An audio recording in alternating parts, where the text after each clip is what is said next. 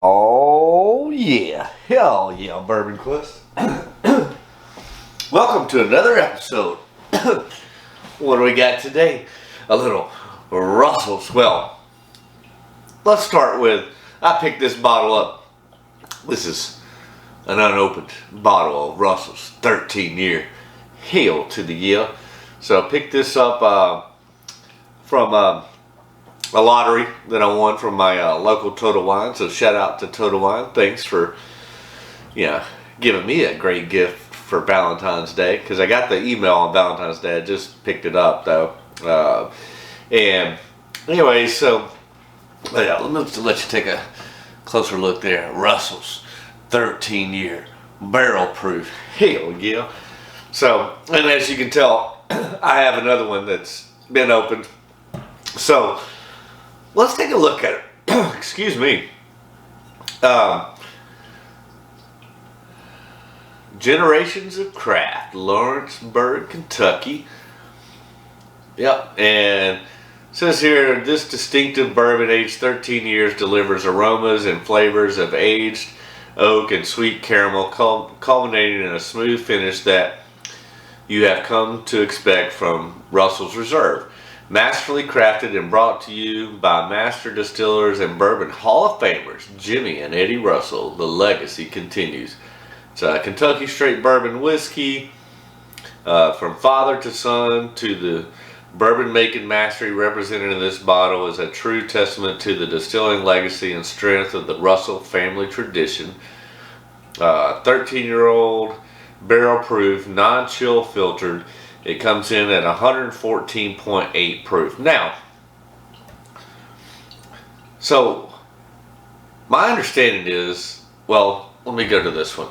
This was I got when they first released this, which was what, 2021, and I was very fortunate enough to get the bottle at that time. And so help me out here, Bourbon Quest, because I know this was the very first release, the bottle I have open. Let's go ahead and pour some.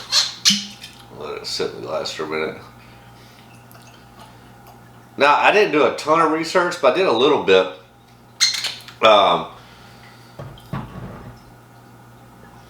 And it said, supposedly this is 2022's release, but I'm wondering about that just because everything's exactly the same, including the proof. So since it was and this is supposed to be an annual release, 2021, 2022, but the thing that has me somewhat complexed is this truly the second batch of this, or maybe even a third, but because it's still barrel proof,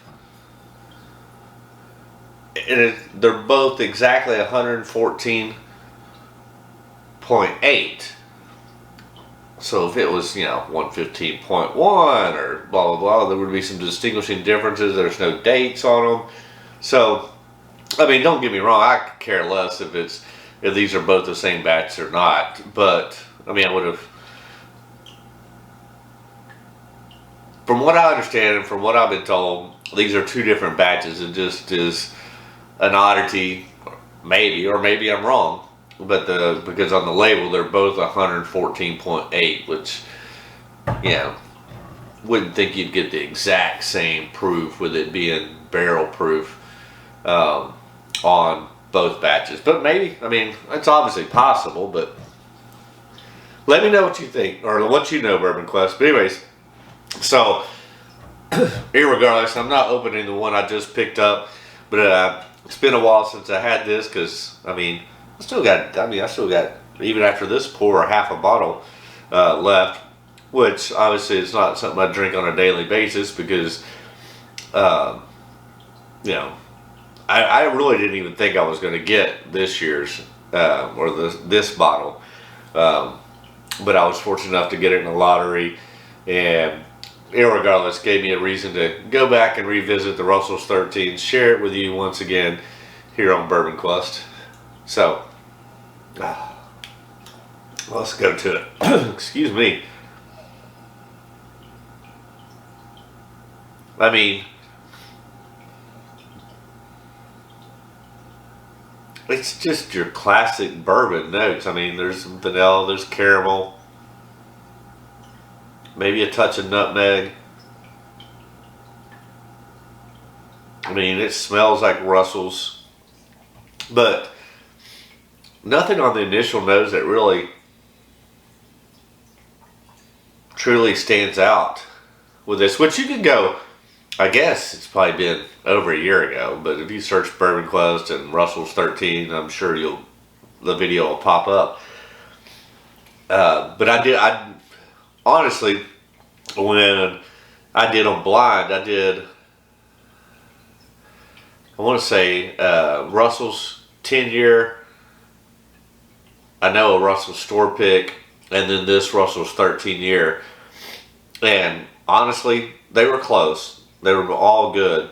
But when I did on blind, the store pick won out over this Russell's 13. So by all means, I mean, I picked this up. I think at MSRP's right at 100, maybe a little more. I paid 119.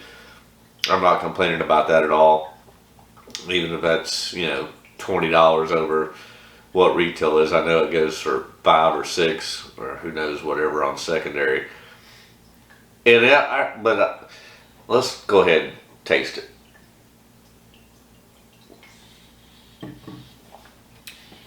Oh.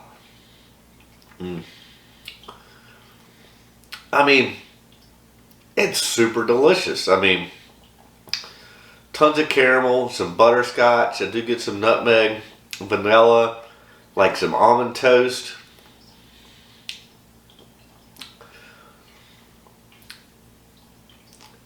But to be honest with you, like I said, I've had better Russell store picks than this.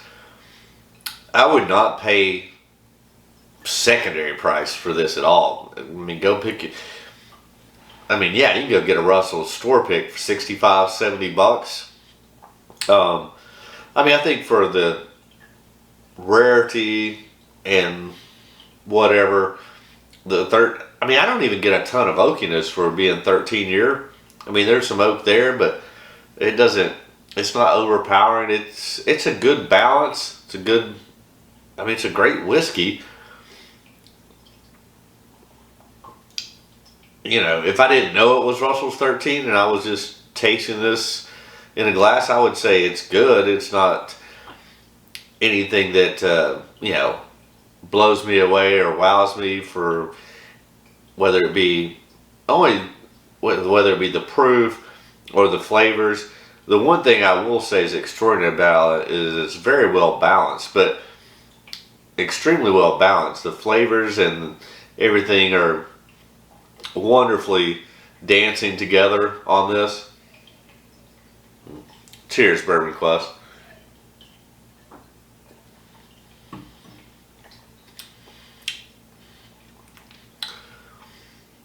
But I mean, I don't get an extraordinary hug. I would say it's a decent finish, but I've had many bourbons with a better finish than this. I do think it's crushable, it's enjoyable. I would say the number one thing about it is the balance on it, with all the flavors dancing together. No one's fighting with each other. They're a happy, cohesive family on both the nose, the palate, and nothing's overpowering about it.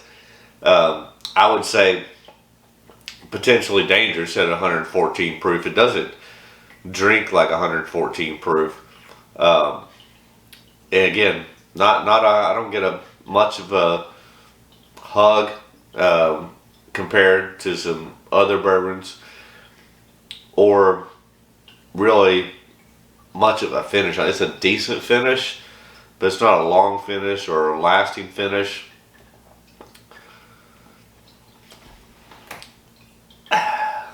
I mean, yeah, for 100 to 120 bucks, would I recommend it? Yes. But anything above that, no, just go get a store pick. I mean, like I know I've already said it once or twice, maybe even 3 times, but I've had better Russell store picks than this 13 year. Now, it'll be interesting. I'm not going to do it tonight because I'm going to wait till this one's gone. If it was a different proof point, I probably would have opened it, but I don't feel like there's a need, at least not tonight, to do that. But the fact that I was able to pick up this second bottle of Russell's 13 gave me an opportunity to not only revisit it for myself, for you, and for my own enjoyment, because it's obviously not something I drink on a normal basis. It's been, because I got this, the first bottle I got, late summer, early fall of 2021. And now we're in February of 2023 when I got this one. So it's been, almost a year and a half that I've had this bottle open. And even after this glass, there's still right at about half a bottle left. So thankful for that. And hell, I may go drink another store pick I'm not going to do it on camera. But maybe if I thought a little more ahead I would have. But you've had Russell store picks, I know you have if you're watching this channel, and they're always freaking fantastic. This is good, and obviously not as readily available as store picks because just about every decent store in my area does at least one Russell store pick a year. So I'd say there's 4 to 5 decent stores. So you've got your opportunities to get a Russell store pick. Now, they go fairly fast, but usually even once you hear they're out, you should be able to go get one within a day or two, maybe even a week or two in some cases. Unlike, the ones I see store picks that fly off the shelf, or I think the biggest one is Four Roses. Four Roses store picks, when a store gets those, they're gone that day or the second day at the latest. Or maybe, they might last 3 days. But let me know. I know we're talking about Russell's 13, but that goes back to what are your top 5, doesn't even necessarily have to be big boys, but your top 5 distillery store picks.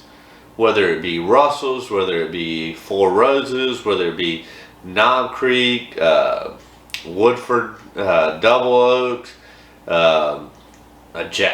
I've said it once, I've said it twice, said it a million times. I still haven't gotten a Jack Daniel's barrel proof store pick. I've gotten a single barrel select. I want a damn Jack Daniel's barrel proof store pick.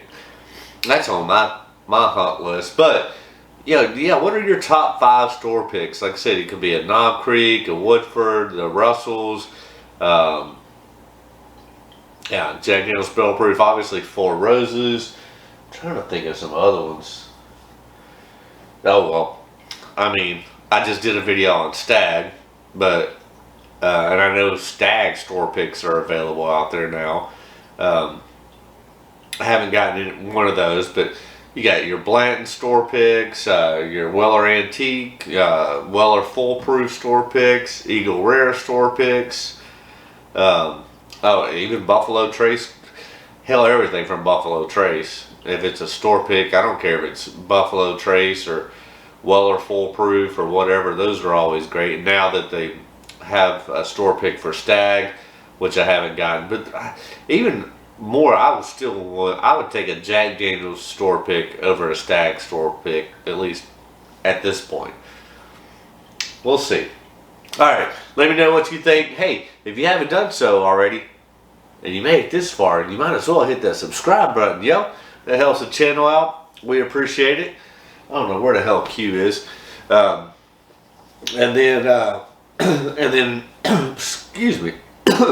Beyond that, after you hit the subscribe button, ring that bell up there for notifications. That way you don't miss a damn thing here on Bourbon Quest. Just like the last video with Stag Jr., this Russell's. Hell, who knows what the next day will bring. That's why you want to ring that bell. Smash that like button. It helps the YouTube algorithms get it out to more people. Again, thank you so much for watching. Thanks for subscribing. Love you guys to death. Leave a comment. Tell me what you think about Russell's and what are your top store picks. We need to do an episode on the top store picks. Yeah, I should do that. Alright. Cheers, my friends.